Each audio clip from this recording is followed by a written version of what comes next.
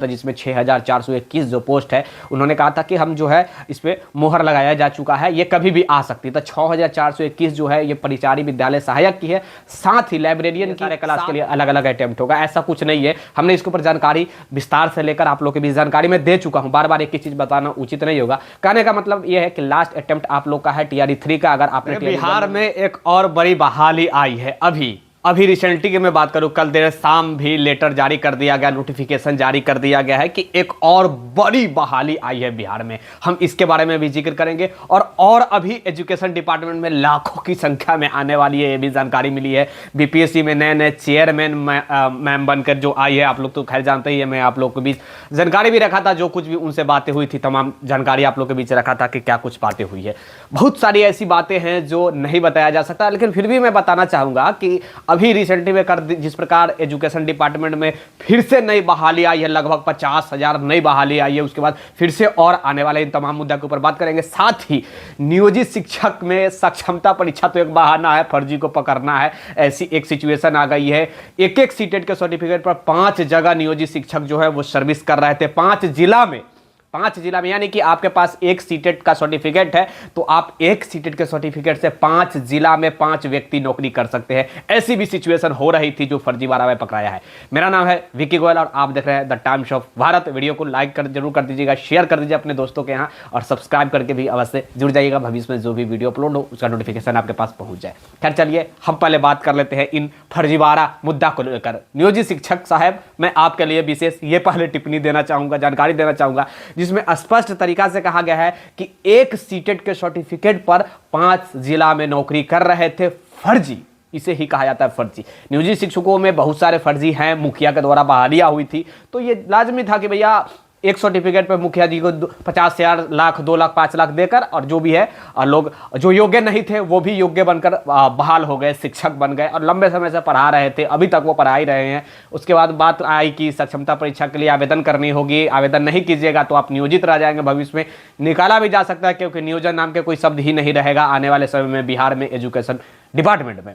तो सारे लोग आवेदन किए। अब जब उनकी डॉक्यूमेंट वेरिफिकेशन हो रही है, जैसे कि सीटेट का नंबर डाल रहे हैं, तो पता चल रहा है कि यही एक सीटेट के नंबर से 5 जिला में 5 लोग जो है नौकरी कर रहे हैं। जब और दूसरा डॉक्यूमेंट डाला जा रहा है तो पता चल रहा है कि यही डॉक्यूमेंट के माध्यम से 10 जगह, 14 जगह जो भी है नौकरी कर रहे हैं। 10 जगह, 11 जगह, 12 जगह, 13 जगह, 14 जगह, तमाम प्रकार के हर जिला की यही सिचुएशन है। चाहे मैं नालंदा की बात करूं, वैशाली की बात करूं, मुजफ्फरपुर की बात करूं या फिर पटना की बात करूं, तमाम जितने भी जिले हैं हर जिले में यही सिचुएशन है। तो फर्जीवाड़ा भी पकड़ा रहा है। सक्षमता में तो बैठ ही रहे हैं नियोजित शिक्षक लोग, साथ ही फर्जी जो हैं उनकी भी डॉक्यूमेंट अब टारगेट पर आ रही है, पकड़ा रही है। तो सारे लोग छट जाएंगे, सारे लोग हटेंगे।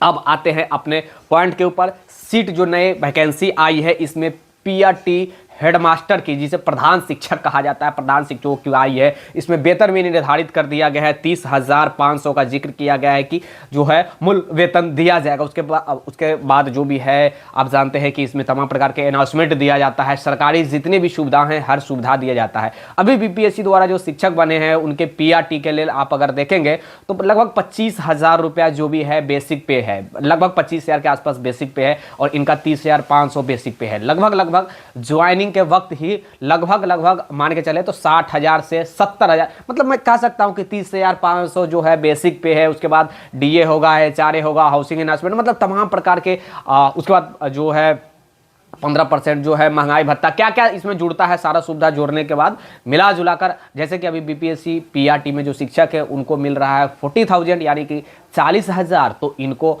कम से कम नहीं भी मिलेगा तो 50 और 55 के आसपास तो जरूर ही मिलेगा। स्टार्टिंग से ही मैं बात कर रहा हूँ। ये PRT प्रधान शिक्षकों की जो बहालियाँ आई है इसमें लगभग आप देखेंगे तो पुरुष के लिए 40,247 सीट निर्धारित किया गया है। उसके बाद 35% आरक्षण के तहत आप देखेंगे महिलाओं की सीट है 14,093, यानी कि 14,093 14,093 जो है वो महिलाओं के 35% आरक्षण के अंतर्गत दिया गया है। तो आप देख सकते हैं कि काफ़ी तादाद में जो भी है ये PRT की सीट आई है। 11 तारीख से आवेदन प्रक्रिया स्टार्ट होने वाला है। उसके बाद देखेंगे तो 2 तारीख तक आवेदन प्रक्रिया होगा, यानी कि 11 मार्च से 2 अप्रैल तक आवेदन होगा। 11 मार्च से 2 अप्रैल तक आवेदन आप कर सकते हैं, तमाम जितने भी शिक्षक है। अब इसमें एक प्रश्न उठ रहा है कि कौन कौन से आवेदन करेंगे, तो इसमें तमाम जितने भी जिनका 8 साल एक्सपीरियंस हो चुका है हर नियोजित शिक्षक आवेदन कर सकते हैं, चाहे मैं बात करूं पीआरटी की हो, माध्यमिक हो या फिर उच्च माध्यमिक की, कहीं भी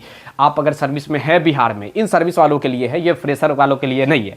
तो अब जो सर्विस में है जिनका 8 साल एक्सपीरियंस हो चुका है वो लोग आवेदन कर सकते हैं, और ये अच्छी बिग अपॉर्चुनिटी है कि वो अपने सीट पे प्रमोट, एक तो वो सक्षमता परीक्षा पास करेंगे तो बीपीएससी वाले शिक्षकों के समकक्ष हो जाएंगे, यानी कि वो एक जो है राज्यकर्मी वाले शिक्षक बनेंगे। साथ ही ये पीआरटी प्रधान शिक्षक, यानी कि जो ये जो विज्ञप्ति अभी जो आई है, ये अगर क्वालिफाइड करेंगे तो वही स्कूल में वो प्रधान शिक्षक बन जाएंगे, यानी कि हेड मास्टर बन जाएगा, जिसे प्रधानाध्यापक भी कहा जाता है, पीआरटी में प्रधान शिक्षक कहा जाता है, या फिर जो भी है उसे ही हेड मास्टर कहा जाता है, हेड मास्टर भी कहा जाता है।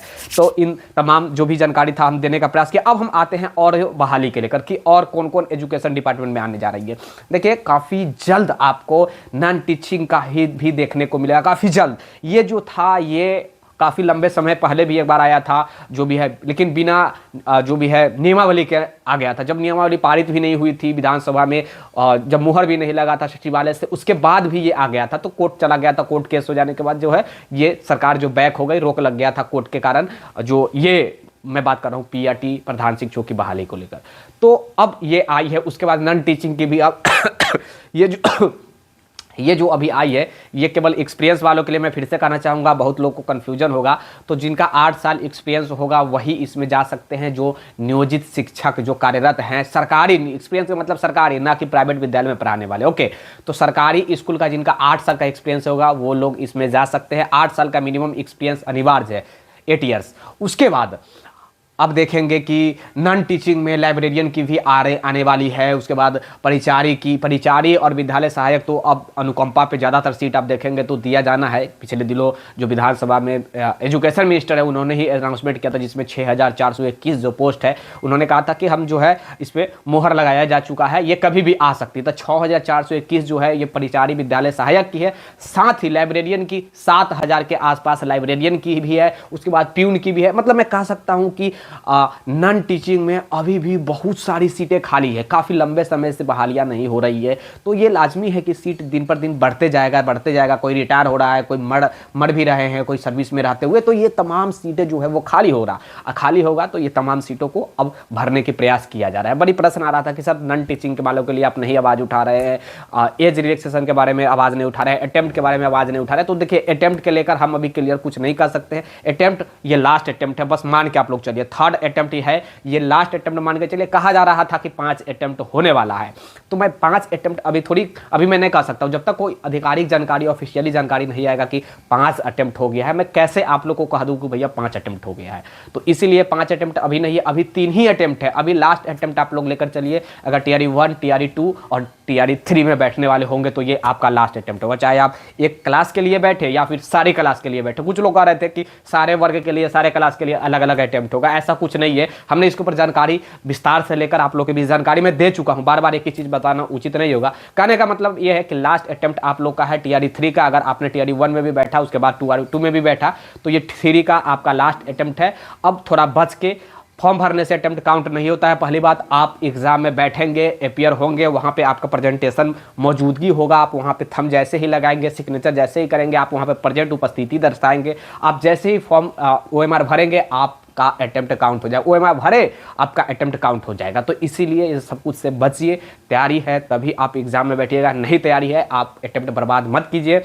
क्या पता 5 अटेम्प्ट हो या नहीं हो। अभी बहाली फिर से आने वाली है अगस्त महीना में, क्योंकि हमने पिछले दिनों जो चेयरमैन नए जो आई हैं मैम, उनसे हमने बात किया तो ये कंफर्म है कि अगस्त में भी फिर से आने जा रहा है बहाली। बहुत ज़्यादा सीट पे आने जा रहा है। ये जो अभी बहाली है इससे कहीं ज़्यादा सीट पे आने जा रहा है अगस्त में। उसके बाद 25 में भी आएगा, जिस प्रकार के पाठक साहब बोले हैं। ऐसे तो के पाठक साहब अब जा रहे हैं केंद्र में, यहाँ तो अब रहेंगे नहीं, लेकिन फिर भी वो अधिकारी है, कुछ सीटें था तभी तो वो बताए। सीट अभी बिहार में काफ़ी की शिक्षकों की काफ़ी तादाद में सीट खाली है और होगा। अभी बिहार में लगभग 6 लाख शिक्षक कार्यरत हैं, 3,50,000 नियोजित शिक्षक, और आप देखेंगे तो टीआरई 1 और टीआरई 2 द्वारा लगभग 2 लाख के आसपास तो सीट जरूर भर गई है। तो लगभग 5.5 लाख अगर आप ही जोड़कर देखेंगे तो 5,50,000 हो रहा है, नहीं तो लगभग गवर्नमेंट के नज़र में 6 लाख के आसपास कहा जा रहा है कि बिहार में कार्यरत शिक्षक है।